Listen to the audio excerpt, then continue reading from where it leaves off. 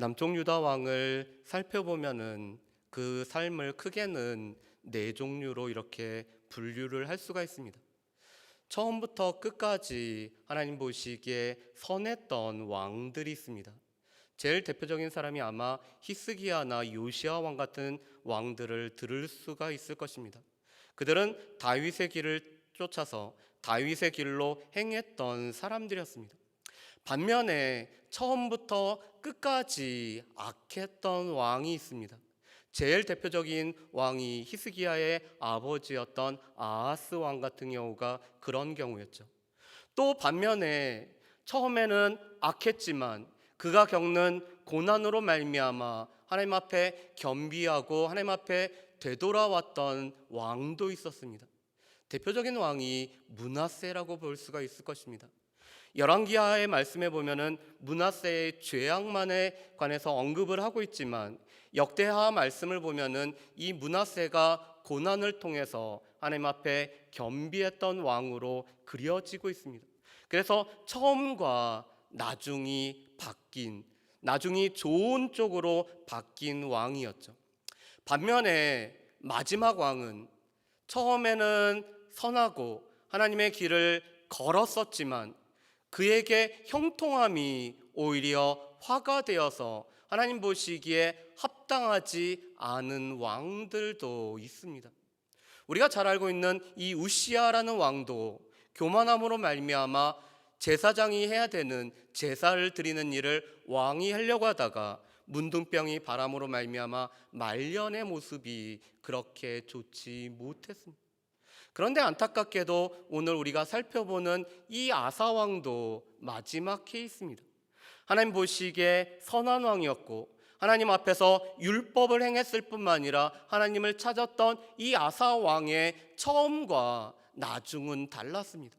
처음에는 하나님 보시기에 참으로 합당하였지만 나중에는 그의 강성함이 오히려 교만함으로 바뀌어서 그 말년의 모습은 별로 좋지 못했던 왕이 바로 이 아사입니다. 어떻게 보면은 우리의 삶에도 한결같음이라는 것들이 좀 필요하겠죠. 하나님 앞에 우리가 가졌던 처음 마음과 우리의 마지막 결산했을 때의 모습이 한결같다라면은 그만큼 아마도 복되고 또한 우리 가운데 축복된 삶을 살았다고 이렇게 평가를 내릴 수가 있을 것입니다. 물론 한결같이 처음부터 악하고 나중까지 악하면은 그것만큼 안타까운 인생은 없겠죠. 그렇지만 처음에는 좋은 모습으로 이 첫사랑을 가지고 예수 그리스도의 그 은혜를 기억하며 살다가 마지막에 그 은혜를 잊어버린다라면은 안타까울 것입니다. 그런데 오늘 이 아사의 처음 10년을 오늘 평가하는 한 단어가 있습니다. 그것은 바로 평안이란 단어입니다. 우리 말씀을 한번 보실까요? 우리 14장 말씀에 보면은 이 14장 1절부터 8절 말씀에 계속해서 반복되는 단어가 평안이라는 단어입니다. 오늘 1절 말씀에도 보면은 평안함이 있고 5절 말씀에도 평안이 나오고 6절 말씀에도 평안이 2번 나오고 7절 말씀에도 보면은 평안이라는 단어가 나오고 있습니다. 그래서 이 아사가 다스렸던 첫 10년간을 평가하는 단어는 평안함이었습니다. 하나님께서 사방에 평안함을 주셨기 때문에 그 평안함 가운데 살아갈 수 있었던 왕이 바로 이 아사였습니다. 그런데 오늘 성경 말씀에 보면은 아사가 이렇게 평안함을 누릴 수 있었던 이유를 이렇게 말씀을 합니다. 우리 2절 말씀을 한번 보실까요? 2절과 4절 말씀을 우리 한번 같이 읽어봤으면 좋겠습니다. 2절 말씀부터 우리 같이 한번 읽어보실까요? 같이 읽습니다. 아사가 그의 하나님 여호와 보시기에 선과 정의를 행하여 아멘. 우리 4절 말씀도 한번 보실까요? 유다 사람에게 명하여 그 조상들의 하나님 여호와를 찾게 하며 그의 율법과 명령을 행하게 하고 아멘. 오늘 이 아사가 평안할 수 있었던 이유를 오늘 말씀에 보면은 크게는 3가지로 들고 있습니다. 오늘 하나님 보시기에 아사가 선과 정의를 행하였기 때문에 사람의 눈이 아니라 하나님의 평가의 관점에서 하나님 보시기에 아사가 선과 정의를 행하였기 때문에 하나님께서는 아사의 삶에 그리고 이 남유다의 평안을 주셨음을 보게 됩니다. 두 번째로는 아사가 자신만이 아니라 온 남유다 백성들이 하나님을 찾게 하였기 때문에 오늘 하나님 앞에 하나님을 찾고 구하는 이 유다 백성들의 모습으로 말미암아 평안함이 넘쳐났다라고 말씀을 합니다. 세 번째로는 하나님의 율법을 그들이 기준으로 삼고 이 율법을 지켜 행하였기 때문에 평안하였다라고 말씀을 합니다. 그런데 이 세 가지는 각각의 것이 아니라 서로 연결이 되어 있습니다. 하나님의 말씀을 기준으로 삼아서 이 말씀을 지켜 행하고 있기 때문에 하나님 앞에 간절히 기도하고 그 모습이 여호와 하나님 보시기에는 선과 정의를 행하는 모습으로 평가가 되기 때문에 하나님께서는 이 남유다의 평안함을 허락하셨다라고 말씀합니다. 왜 그럴까요? 신명기의 약속 때문에 그렇습니다. 하나님께서는 우리에게 생명과 복의 길, 우리에게 화와 저주의 길을 우리 가운데 선택할 수 있는 자유를 허락하셨습니다. 그런데 우리가 하나님의 말씀을 지켜 행하고 그 말씀을 통해서 하나님을 찾고 구하고 무엇보다 하나님 보시기에 선과 정의를 행할 때는 하나님께서 약속하신 생명과 복의 길을 우리가 걸어가기 때문에 그 생명과 복의 길을 걷는 우리의 삶에는 하나님께서 허락하시는 평안함이 넘치게 됨을 우리가 알 수가 있습니다. 오늘 이 아사의 삶의 이 첫 10년간, 오늘 남유다 사이에 있었던 이 첫 10년간의 평안함은 오직 주의 말씀대로 행하였기 때문에 이루어진 결과이자 복된 모습이었다라고 말씀을 합니다. 그래서 시편 127편 2절 말씀에도 보면은 하나님께서는 그 사랑하시는 자에게 잠을 허락하신다라는 말씀이 있습니다. 이 잠이라는 단어는 우리의 육체의 잠뿐만 아니라 우리가 누리게 되는 모든 평안함을 뜻하는 단어가 바로 이 잠이라는 단어입니다. 그래서 하나님을 사랑하고 하나님을 찾고 하나님의 말씀을 기준으로 살아가는 자에게는 하나님께서 그를 사랑하시기 때문에 우리의 삶에 평안함을 허락하신다라고 말씀을 합니다. 그런데 오늘 말씀에 보면은 이 누렸던 평화가 외부의 힘에 의해서 깨어질 위기에 처해 있습니다. 우리 말씀을 한번 보실까요? 우리 9절 말씀을 우리 한번 같이 읽어보겠습니다. 9절 말씀 우리 같이 한번 읽어보실까요? 같이 읽겠습니다. 구스 사람 세라가 그들을 치려하여 군사 100만 명과 병거 300대를 거느리고 마레사의 이름에 오늘 9절 말씀에 보면은 구스 사람 세라가 오늘 군사 100만 명과 이 병거, 지금으로 하면은 이 우리 가운데 신식 무기라고 할 수 있는 전차 300대를 끌고 오늘 남유다를 위협하고 있습니다. 그리고 그 위치는 마레사까지 이르렀다라고 말씀합니다. 여러분, 이 마레사라는 곳은 어디냐면 바로 헤브론 아래쪽을 말합니다. 헤브론 바로 위가 베들레헴이고 베들레헴 바로 위가 예루살렘입니다. 그렇다면 예루살렘 근처에까지 오늘 이 구스 사람 세라가 100만이나 되는 군대를 이끌고 오늘 침범하였다라고 말씀합니다. 여러분, 이 구스라는 나라는 지금으로 하면은 에티오피아에 해당이 됩니다. 그런데 당시에 이 구스 사람 세라는 학자들은 애굽의 22왕조의 유력한 자, 이 22왕조의 가장 중요했던 사람 중에 한 사람으로 보고 있습니다. 다시 말해서 애굽과 구스의 오늘 병사들이 오늘 100만이나 되는 그 군대가 남쪽 유다 평지까지 오늘 올라와서 진을 치고 있는 상황이었습니다. 그렇다면 당시 유다의 병력은 남유다의 병력은 어떨까요? 오늘 8절 말씀에 보면은 유다 지파에서는 30만, 베냐민 지파에서는 28만이라는 이 강력한 용사가 있었다라고 말씀합니다. 다시 말해서 산술적으로 따져보면은 58만입니다. 그렇다면 58만을 다 이끌고 남쪽으로 오늘 갈 수가 있을까요? 안타깝게도 당시 남유다는 북이스라엘과는 대치적인 상황이었습니다. 전쟁이 끝나지 않고 이 북이스라엘의 바하사와 끊임없이 전쟁을 치르고 있던 상황이었기 때문에 58만을 다 남쪽 유다 평지로 오늘 돌릴 수가 없는 상황이었습니다. 그래서 어떻게 보면은 남유다는 이 남과 북의 압박을 받는, 그래서 나라의 위기에 처하는 상황에 오늘 몰려 있었다라고 말씀합니다. 어쩌면 하나님께서 허락하셨던 그 평안함이, 하나님께서 우리에게 주셨던 그 안정감이 깨어질 위기에 처했습니다. 그랬을 때 오늘 했었던 것이 오늘 우리가 살펴보고자 하는 11절 말씀입니다. 여러분, 우리 11절 말씀을 우리 같이 한번 읽어보실까요? 11절 말씀 우리 같이 읽어봅니다.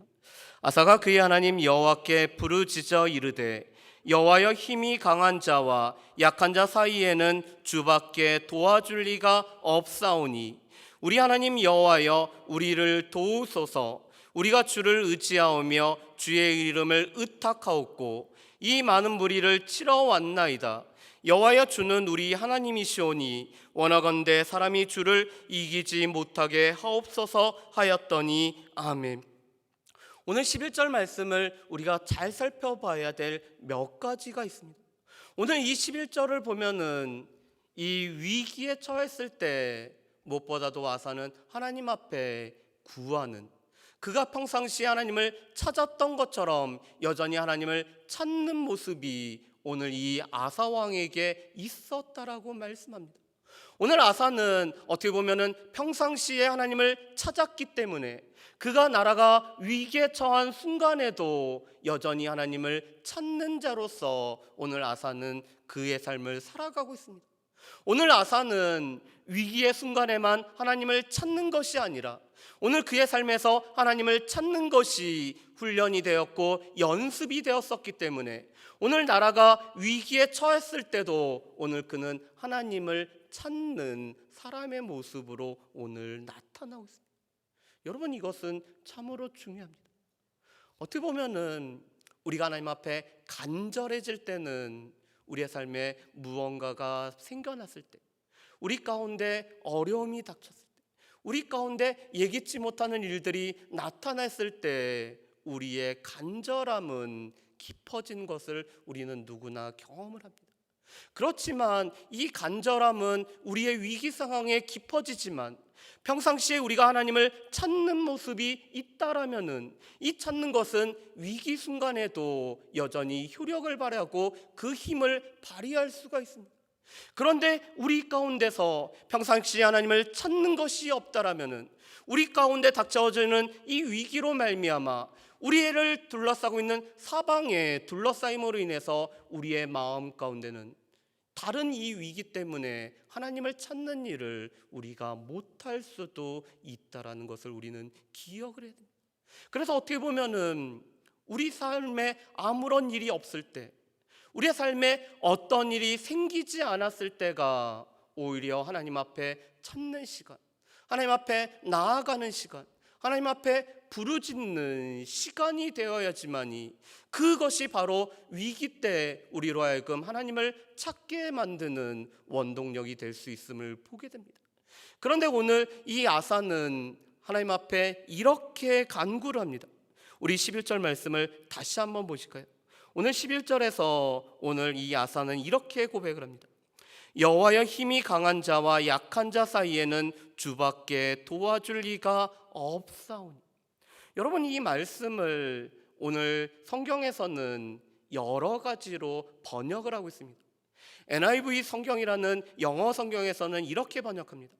하나님, 우리가 연약하온데 우리의 연약함 가운데서 우리보다 강한 자를, 우리를 도우셔서 강한 자를 이길 수 있게 해달라고 NIV 성경에서는 오늘 그렇게 번역을 합니다. 우리 가운데는 이 약함으로 말미암아, 우리 가운데는 파워레스라는 단어를 사용해서 우리에게는 실제 힘이 없고 우리와 비교해서 그들이 강한 자기 때문에 강한 자로부터 우리를 도와달라고 NIV의 성경에서는 고백을 합니다. 반면에 공동 번역과 킹 제임스 버전에서는 이렇게 고백을 합니다.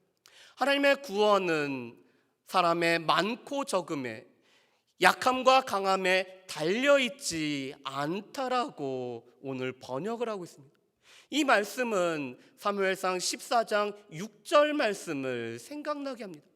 오늘 요나단이, 사울의 아들이었던 요나단이 블레셋과의 전쟁 가운데서 이 블레셋의 진영을 쳐야겠다라는 그런 마음을 하나님으로부터 받았습니다. 그래서 단지 요나단과 병기를 잡은 자 두 사람만이 이 블레셋 진영으로 가서 오늘 전쟁을 치르려고 합니다. 그랬을 때 요나단의 고백이 바로 오늘 말씀과 똑같은 고백입니다. 여호와의 구원은 사람의 많고 적음에 달려있지 않습니다. 우리의 구원이란 것은 이 숫자의 많고 적음이 아니라, 오늘 그들 가운데 강함과 약함에 달려있는 것이 아니라 오직 하나님에 달려있기 때문에 우리가 하나님의 도우심으로 말미암아 구원을 얻을 수 있다는 것이 바로 이 요나단의 고백이었습니다. 그런데 오늘 아사가 똑같은 고백을 하는 것입니다.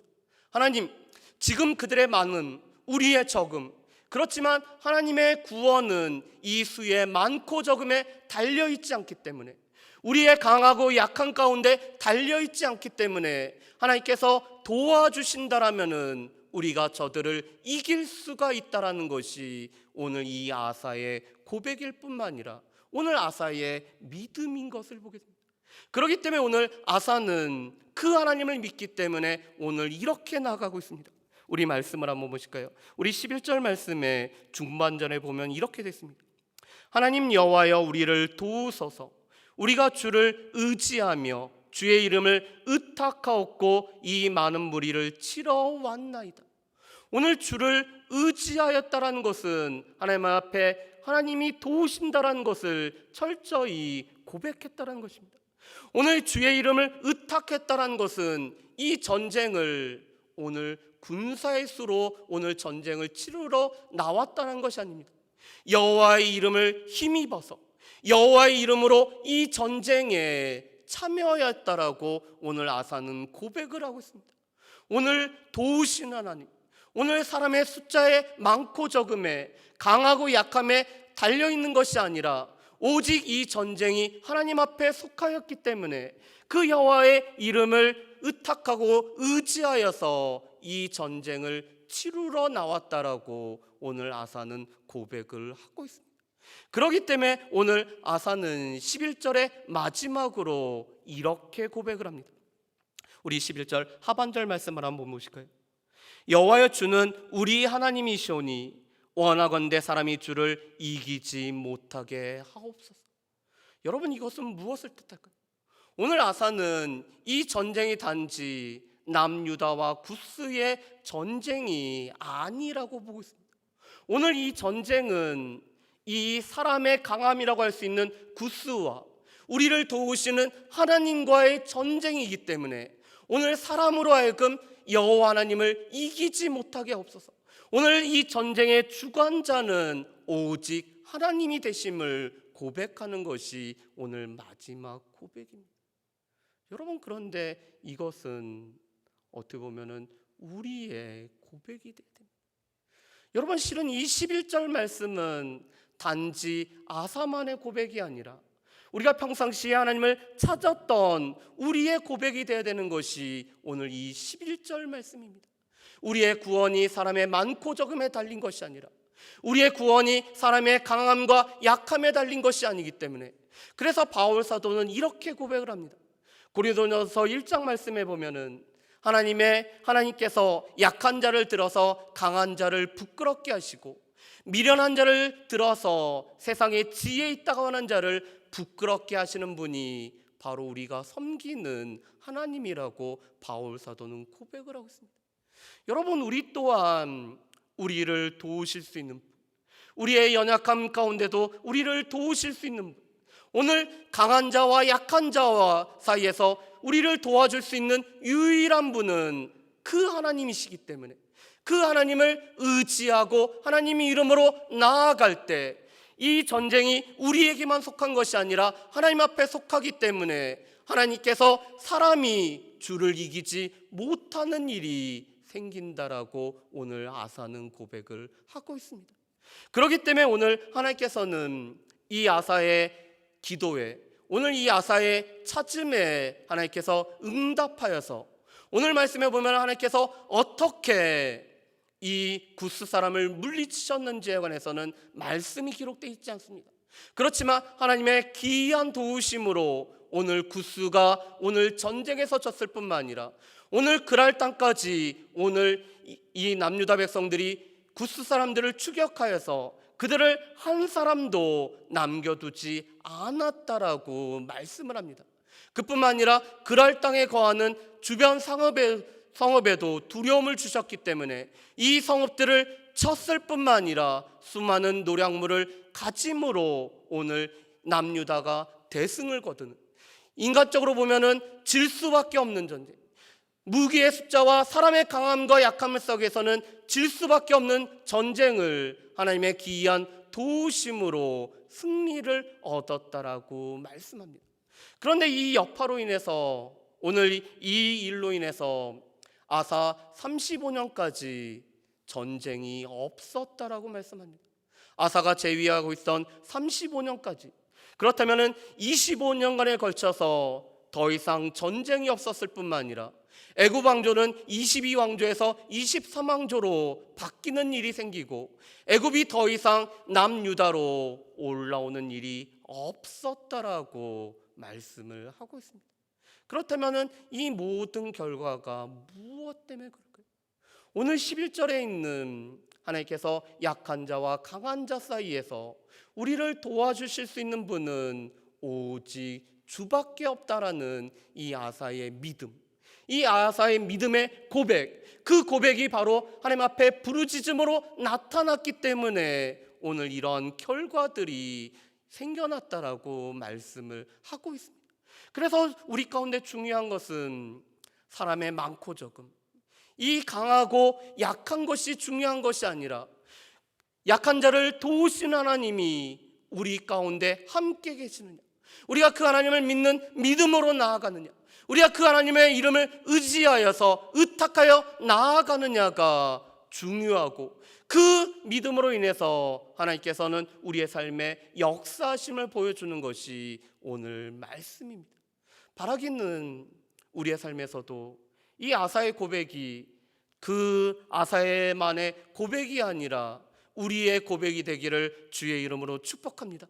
아사의 고백처럼 하나님께서는 약한 자와 강한 자 사이에 우리를 도와주실 수 있는 유일한 분이라는 고백이 우리 가운데 있었으면 좋겠습니다. 우리의 강함을 의지하고 우리의 약함 때문에 우리가 벌벌 떠는 것이 아니라 우리 가운데 강한 자와 약한 자 사이에 오직 도우실 수 있는 분이 여호와 하나님이시기 때문에 그 하나님을 의지하고 의탁함으로 말미암아 오늘 전쟁의 주가 되시는 하나님의 도우시는 그 귀한 도움을 힘입을 수 있는 저 여러분들 되시기를 주의 이름으로 축복합니다.